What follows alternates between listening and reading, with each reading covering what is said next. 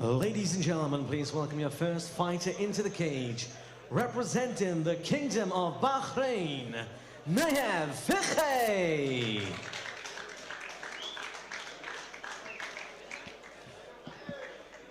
We move up to the junior welterweight division. Fikey, Bahrain, making his way to the blue corner. And Dean, as we mentioned, with the ruling system here, the juniors under 21, so this is why we've seen such skill. We've had, you know, technically guys that could fight in the seniors dropping into the juniors here to compete. So and it's been reflected, I think, in the level of quality we've seen this morning. Really impressed with the skill level of these athletes at such a young age, and it makes you more kind of thankful that the organisation Immaf is around, because it gives them to the opportunity to nurture and catapult and use this to pull their skills forward and get cage time to be more kind of confident in these positions and fighting. And please welcome his opponent, representing Italy, Leonardo Oliva. So Bahrain versus Italy as Leonardo Oliva makes his way to the cage, and no nonsense there. And it's great, Dean, even watching the way they come from the changing rooms to the cage, whether they march out, whether they roll out with the headphones on. Oliver strode out straight to cage side as if to say, come on, get me greased up, let's get me in there. Fikey now with a bit of urgency in the cage, pacing back and forward, waiting for Leonardo to make his way and get this underway. And looking at the two athletes here, I'd hazard a guess to say that Leonardo is the taller of the two. I was thinking the same, Dean. It's that body weight distribution we talked about again, because Fikey looks stockier and shorter and possibly more muscular at the weight, whereas you've got the lean and taller Oliver, which we've noticed in previous bouts. The weight distribution is fascinating when it comes to how the bout might pan out. Ladies and gentlemen, this is a junior welterweight contest fought over three-minute rounds. And in the blue corner, representing Bahrain, Fikey. And his opponent fights at the red corner, representing Italy, Leonardo Oliva. Your referee in charge of the action, Mr. Rebin Seber.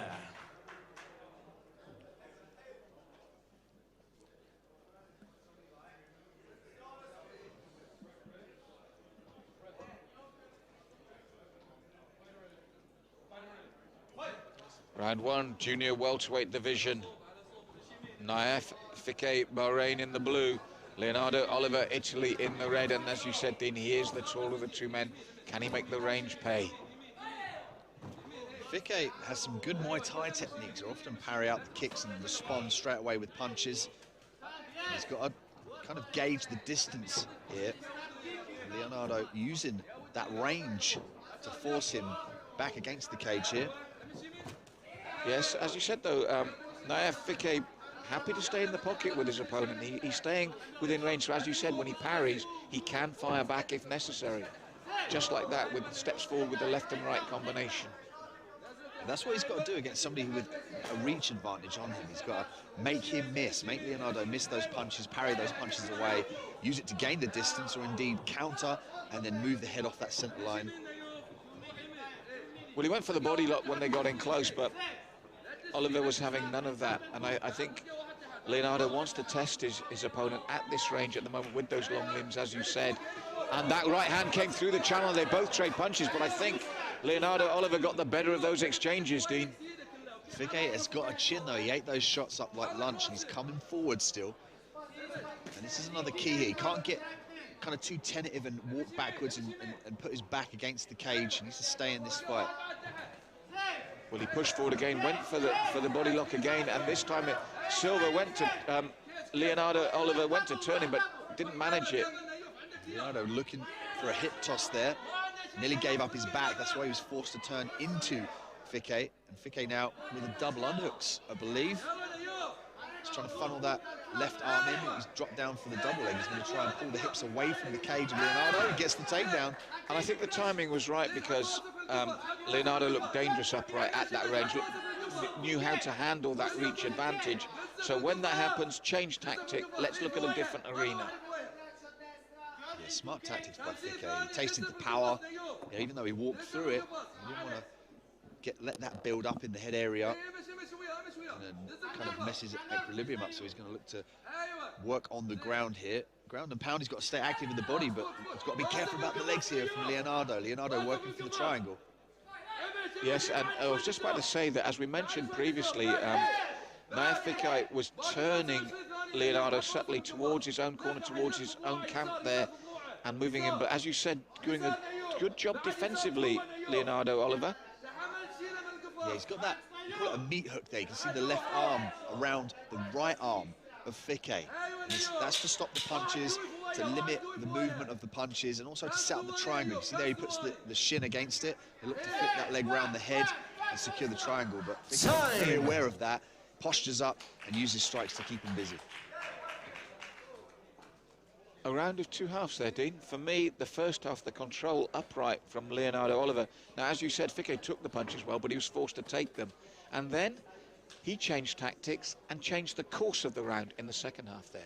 This is what happens in MMA. You can taste what your opponent's got and you can change the dish. And that's what we saw from Fikey. He chose to put that fight on the ground, stayed on top, and used the ground and pound to rack up the points.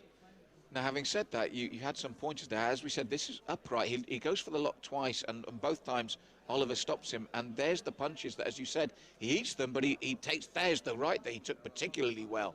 And then he changes tactics to this position.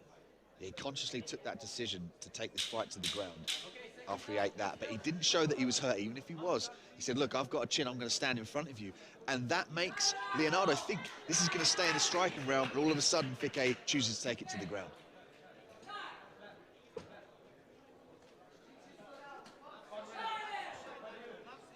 Round 2 of 3 in this junior welterweight bout. Naif Fikey, Bahrain in the blue corner. Leonardo Oliva, Italy, in the red. And we've got it a round of two halves, the opener, and immediately Naif looking to go where they went at the end of the opening round. He feels, I think, more confident and strong in that ground and pound position.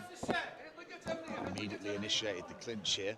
He's working to grab the legs. He's a bit high, he needs to get behind the knees here. And you see Leonardo follow that arm in and push the head upwards of Fikey.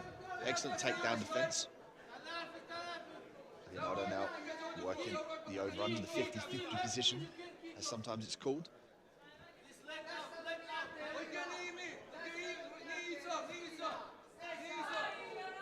Fikey now working the legs with the punches, very active up against the cage, looking to get the damage up there. And now, look, a bit of a skip of the leg there. I was going to say, Leonardo shot across the cage there, didn't he? And then he suddenly stopped to say, oh, I'm just that bit too close. But they both set out their stall now, haven't they, here in the second round? As you mentioned, Naif Fikey felt confident in that situation, taking to the ground. Leonardo wanted that right now. I think there's been a groin strike there, and Naif will be given time to recover. But it's a fascinating contest, this one, with the contrasting styles, isn't it? And here it is. Oh, there's no doubt about that one, Dean. That was right through. But there again, what a strong young man. He only just barely acknowledged that that was a strike right to his groin. Fikey now using the time to recover. And this will be a welcome break for both fighters here, to regain the oxygen debt, to suck up the air, to think about tactfully how they're going to advance for the rest of this round. And Leonardo, you feel, will want to keep this upright for a while, working behind that tip, the left, right, yes, long straight punches again, forcing Naif back. Naif looks to come forward again, but he's either got to be right in, Dean, or right out of range when Leonardo starts throwing those straight punches.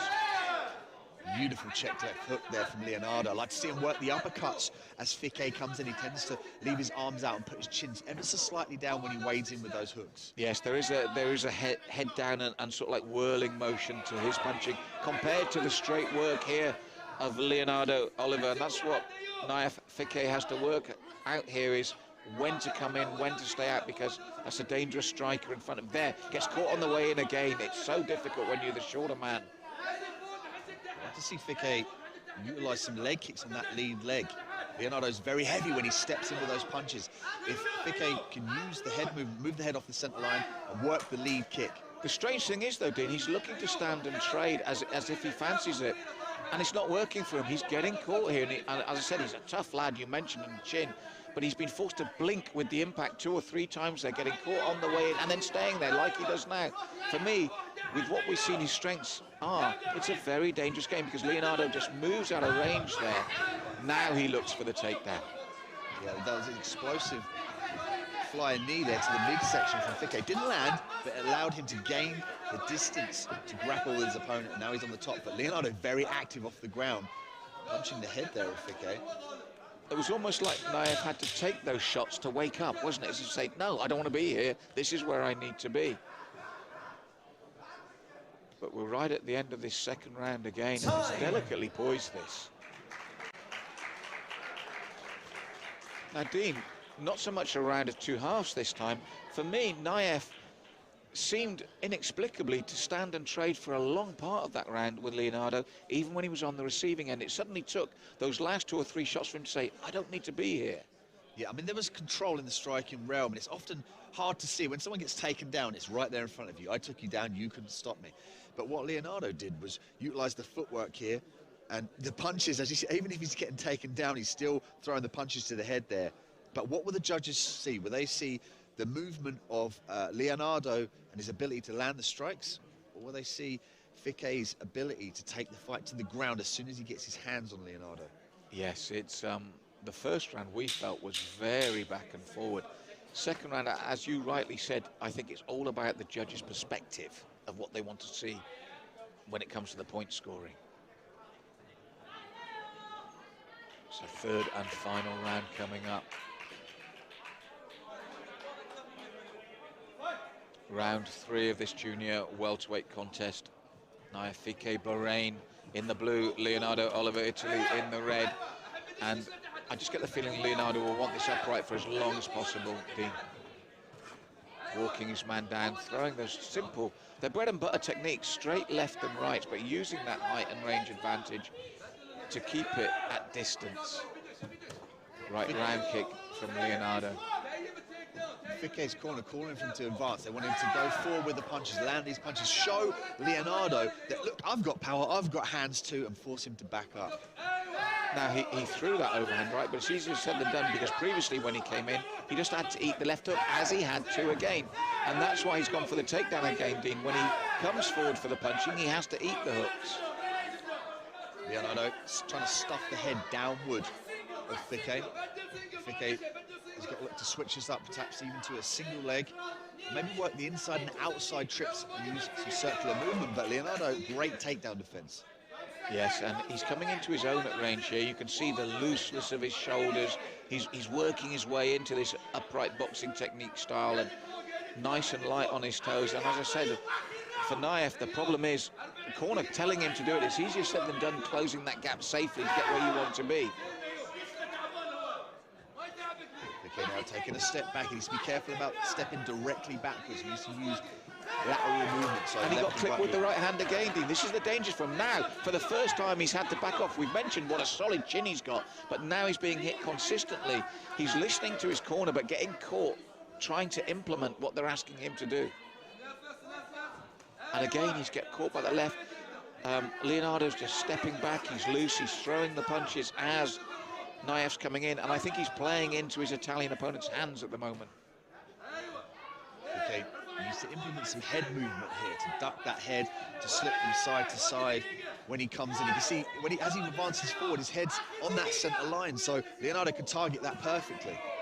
Well, as you said, he's got to make that movement either for a level change in the takedown or to roll and throw. It's one of the two. You roll and you throw if you're going to stand and engage with him, or you roll and then initiate that level change for the takedown, because at the moment, as you rightly said, Dean, this is perfect. Look, he's finally having to back up now, and he's finally showing that he's feeling these punches because it's all at Leonardo's range.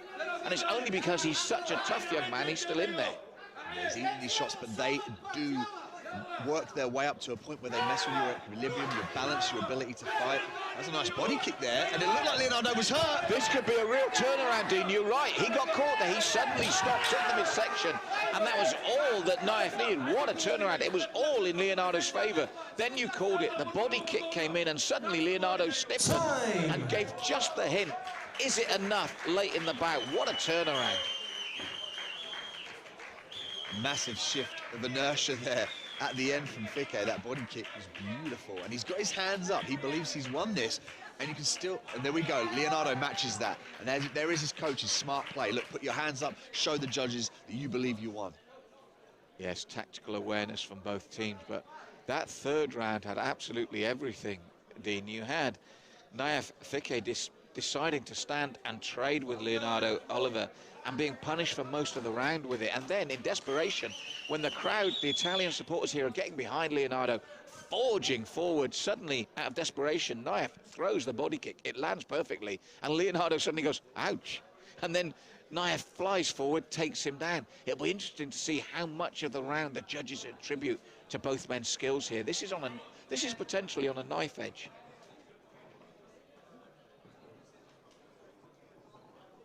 What a fascinating bout from these two. Lovely contrasting styles to set up that 3 rounds. And we spoke about how Fikey should have implemented the low leg kicks, but he implemented the kick to the body that actually changed it around and could have won him this fight. I mean, it's very exciting to see what the judges have on their scorecards. I'm eager to see who's won this one. My gut feeling, if I come off the fence, is they're going to go with the Italian in the red corner, but that's just unofficial.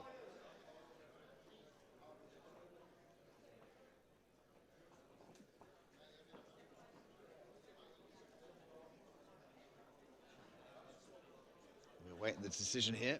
Immaf European Championships from Bucharest in Romania. Well, one of the reasons for this could be close, and they could be looking at the scorecards very closely, Dean, before we get the official announcement to make sure that it's the right one, because this is the longest we've had for a decision so far, and we have admitted with the clash of styles it could be judging perspective at play here. Here comes Ricky finally to announce it. And I think there has been a little bit of debate on this one.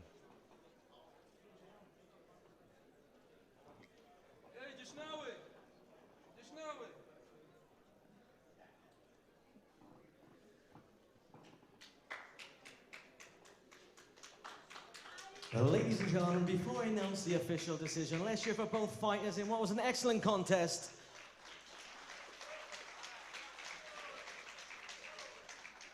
And after 3 rounds of action, we've had to go to the judges' scorecards. The judges scored about 30-27 Fikey, 30-27 Oliva, and 29-28 in favor of your winner by split decision. In the red corner, representing Italy, Dean, Leonardo Oliva. Well, wasn't that interesting? One judge gave all 3 rounds to Fikey. The other judge gave all 3 rounds to Oliva, and I went with the third judge that gave it to Oliva by the closer margin. I'm glad I called it right, but it shows how delicately balanced that whole bout was. I mean, they always say never leave it in the hands of the judges, and sometimes you can't help that. You've got to get after it and look for the finish. I mean, after he hit him with that body kick, he swarmed in, and you could see Leonardo cover up for a second. Look at the replay here from the handiwork Leonardo, that beautiful straight punches down the pipe. And seeing Fikey's punches did the takedowns here. And we see Leonardo very active whilst the takedown is being obtained. There's the overhand right. Let's see if we can see the body kick from the replay. Boy, wait, that wasn't it. Fikey running forward. I think that was just after the body kick. Just after that body kick, Dean, finish the fight, yeah. 20 seconds earlier, this could have been a different bout, but that was, as he takes him to ground there, you hear the last 10-second clicker come in, and I think that's what did it for Leonardo.